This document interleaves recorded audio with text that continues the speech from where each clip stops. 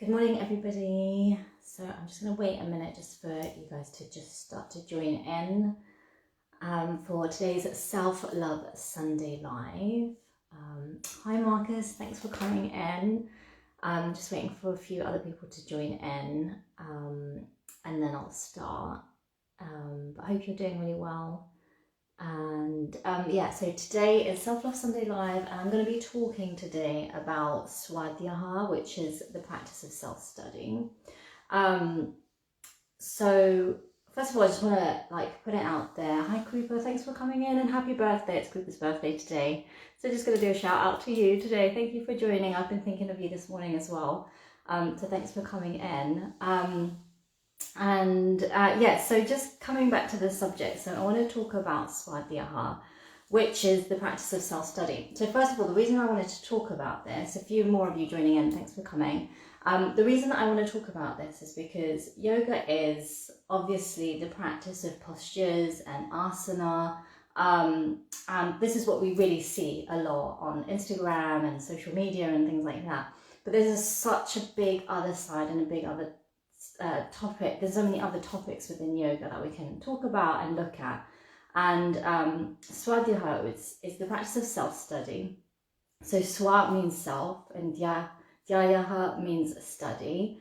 And I feel like for me, this has been a big part of my yoga practice. And if we look at yoga as a way of life, it is really important that we start to incorporate the practice of really looking at ourselves, looking at our thoughts and emotions and studying ourselves. I really believe that actually we're here in this life to learn about ourselves, to explore ourselves, to almost take a degree in yourself, to do a PhD on yourself. It really is important that you study yourself. And obviously there's so many different ways that you can do that. So within the practice of yoga, you can study your physical body by doing the asanas and actually moving through your body and opening up your body. And then you can also do the meditation. So in the meditation, I would say, is like the biggest part of the practice in order for you to really absorb what you're learning on the yoga mat. So if you do work with the asanas and the postures and the breathing techniques and the pranayams, and everything that you do then on the yoga mat will then you'll start to absorb that as you sit down and you meditate and you draw on those experiences on the yoga mat, and you start to see things from a different perspective. So I think this is what meditation does. It allows us to just step back, to become the observer and to look at our life from a different perspective. And I think this is really important so that we can really start to understand our thoughts and emotions and our feelings, because sometimes when we're just in our life and we're just moving through life and we're not really understanding our thoughts and emotions and they're just existing and they might be triggering us, the only way for you to be able to understand why these thoughts are coming up for you, why these emotions are coming up for you, is when you take a step back. Sim, thanks for joining. She just said hi, Jaina. Thank you for joining in. So you just have to really step back from your thoughts and emotions, and that's what meditation can do. And that can just really allow us to study ourselves and understand, why are these thoughts coming up? Why are these emotions coming up? Why am I being triggered by them? And also what I want to reiterate here is sometimes we have so many thoughts coming up, and there might be particular thoughts on one certain subject or one aspect of our life, and these might be coming up constantly. And you just are in your head, you're just I really don't want to be thinking about this, but it just keeps coming up. So it's really important that you take the time to sit down and study yourself and understand, why are these thoughts coming up? What's going on for me that I'm always thinking about this one thing? Yeah. And in order to do that, like I said, meditations, you can sit with those thoughts, meditate them. You can journal around them and write them all down.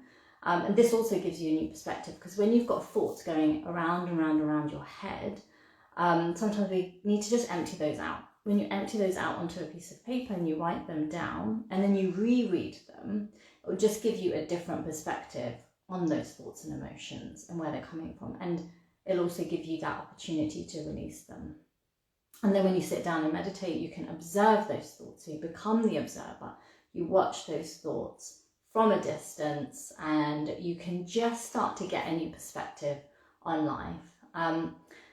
So definitely, like, self-study is really, really important, a really important part of the practice. And like I said, like, meditation and journaling is really good. But sometimes what we need to also do, and I really believe, and like with Swadhyaya, it just means that everything is within us. So there's this quote actually by Donna Farhi, which I'm going to read out. And she just wrote, and she's a yoga teacher, a well-known yoga teacher. So she wrote, the turning of awareness inwards reminds us again and again that the inner life we are seeking is as close as our nose. So everything we want is within us, basically. And I know that sounds really cliche, and it sounds like, what? Everything I want is outside. I want like a better life outside. But actually everything we want is within us. It starts from looking within and studying yourself and understanding what's going on inside. What's going on inside? Why have I got these different pains within my body? What's going on with my digestion? Why am I feeling the way that I'm feeling? Why is this person triggering me, or this person triggering me? Why am I going through this external experience of like whatever it is that you're going through, like a heartbreak or a divorce or whatever it might be? Like, why am I going through this? You really have to just take it in and look within and understand what's going on within. Like I said, you really need to own it and empower yourself and understand that everything that you're seeking is within you. But in order to just allow your mind to open up to new ideas, new thoughts, and new awarenesses, I would also put under this subject of self-study, but to study books. And I'm talking more about like the spiritual books. And the books that are gonna take you into a new understanding, a new way of thinking, and a new opportunity to see like why you're going through what you're going through in your life, what your journey is, what your soul purpose is. Lena said good morning. Hi Lena, thanks for joining in. Thanks Jyoti as well for coming in. Yes, I think you just really need to be able to really study yourself and understand, why am I going through what I'm going through, and what is this doing for my soul? Because I know recently for myself, I understand my soul's purpose, and this is a whole other subject, which I might talk to you about in some point, but I understand what my soul needs to do and why it's here in this world and the journey that it's going through at the moment in my life, at the present moment. And I've learned this through my own self-study, through yoga and meditation. I've also done some Vedic astrology readings, so that's given me a bit more deeper understanding. So if you want to learn more about that, you could research into that, and that'll give you an understanding of your soul's purpose. And this again is self-study. Like when you do like a astrology reading, it's self-study to really understand your soul and its purpose. And I think sometimes my head and my heart struggle to accept the direction my soul is going through. And this is where the practice of self-study and understanding and consciously understanding things mentally within your mind, which over time will allow your heart to find a sense of peace with everything that's going on. But your heart may struggle at first, and I know my heart has struggled. There's felt the sadness and the loss and the grief of what I really wanted for myself, but I haven't been able to achieve. So I'm working on that, and I'm working in trying to get a sense of alignment for my head, my heart, and my soul. And I really believe that when you get to that place of alignment, where all three are working together as one, it really is the practice of yoga and oneness and being able to really feel that union. Yoga means union. So that union of yourself and your soul, like your soul is really thriving and you're really following your soul. And that is such a beautiful thing. It's such a beautiful thing. And it can be something, it doesn't have to be like when you get to that point in your life, it's not like, wow, fireworks.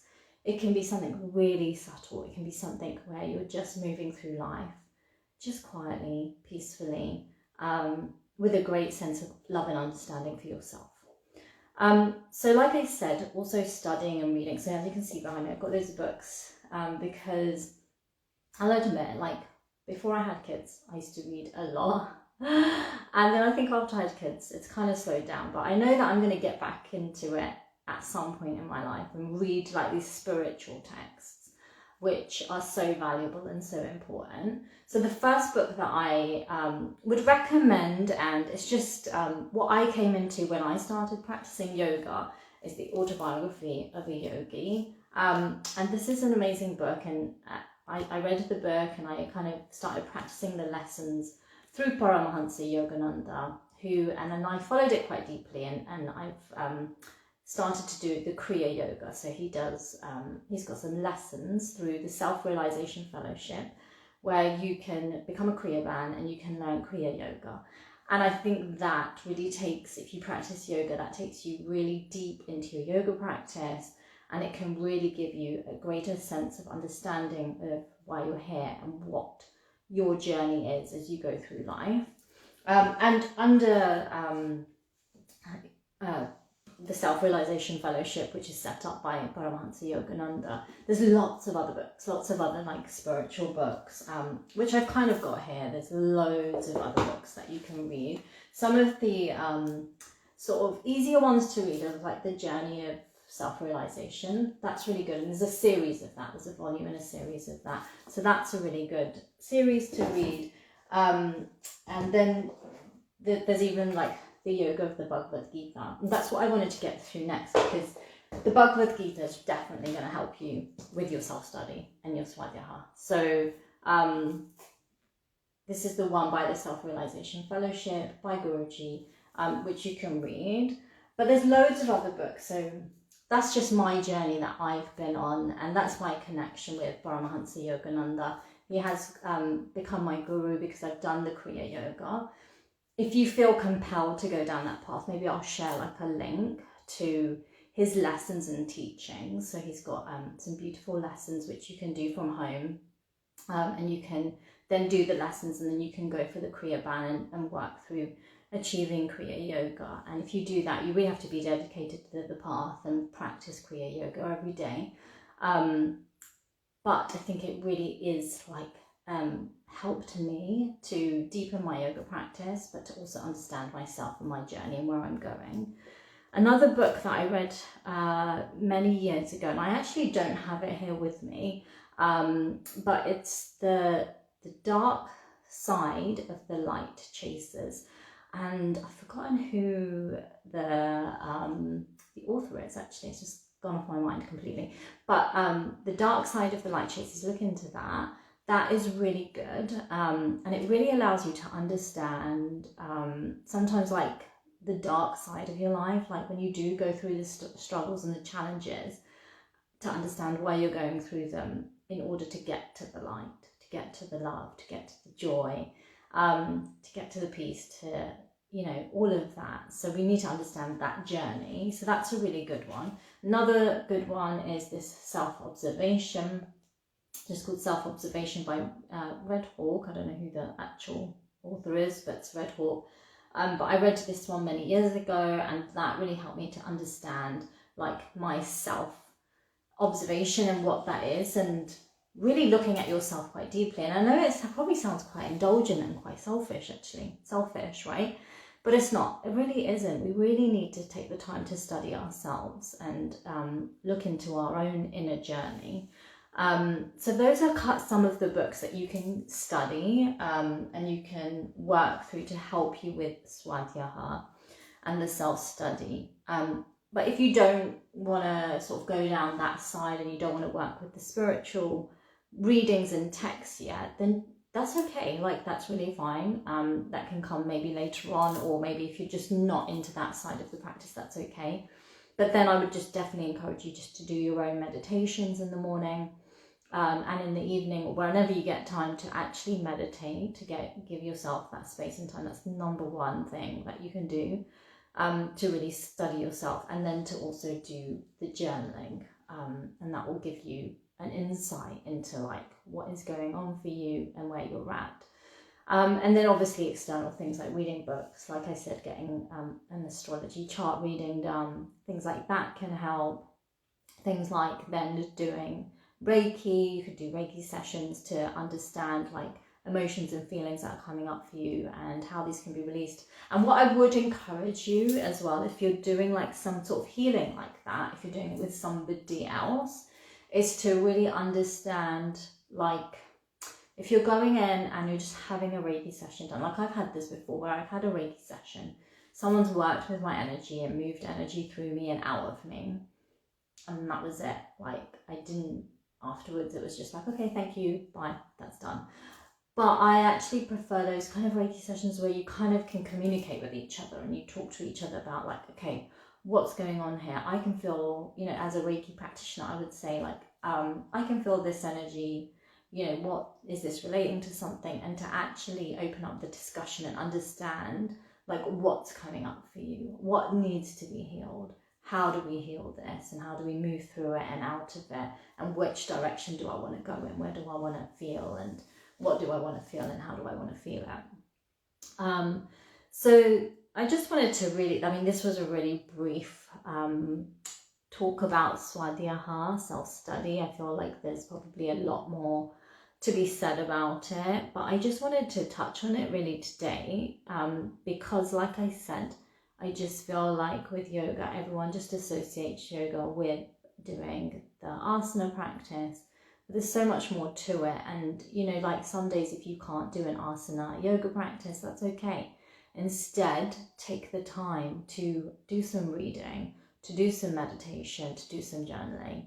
You're still practicing yoga. Yoga is a way of life, and it's really important that you understand that and really absorb that and take that on. And also, if you really are interested in some of this stuff and you feel like you are gonna train in yoga, like I would really encourage you to find a teacher who you know, covers all of it, covers the whole aspect of yoga, not just yoga as being asana, but all the other elements of yoga. And to also find a teacher who has really good experience, not just experience in yoga as such, but life experience as well. I feel like sometimes our souls, like a yoga teacher's soul, can be quite advanced and they can be quite young and do a teacher training course. But really to be able to offer yoga to people, you need to have life experience. So I would look for a teacher who is slightly older to give you that knowledge and that awareness, because they're going to have the life experience. And I think when you've got soul experience and life experience in that way, you've got the two together, it just works really beautifully, and you'll be able to understand things a lot more deeper. So yeah, I just encourage you today to go away to practice some meditation. It's still early if you're watching live. You've got some time maybe this morning to squeeze in a little bit of meditation, or to just get your journal out, start journaling. Or if you've got a spiritual book that you really like and you haven't taken the time to read, then I just encourage you to read that today and just give yourself that time and do that self-study practice. Self-study yourself, like that is really, really important. So I hope you enjoyed listening today. I will be back again next Sunday at 9 a.m. and I will look forward to seeing you there. In the meantime, please do share this with friends or family. Like, I'll save the video on my profile page and also on YouTube. But please do share it with other people. I would love for this work that I'm doing to get out into the world and for people to hear it. And yeah, just to spread this self-love. Right? It's really important that we really love ourselves. So sending you all so much love, like you all deserve love, you're all worthy of love, and I just want you to know that. And I will see you back here next Sunday. And Sims just said, thank you so much, Jaina. This was absolutely awesome. Thank you. And she'll be sure to share. That's really lovely. Thank you so much. Have a really good Sunday, and I will see you next week. Lots of love. Take care. Bye.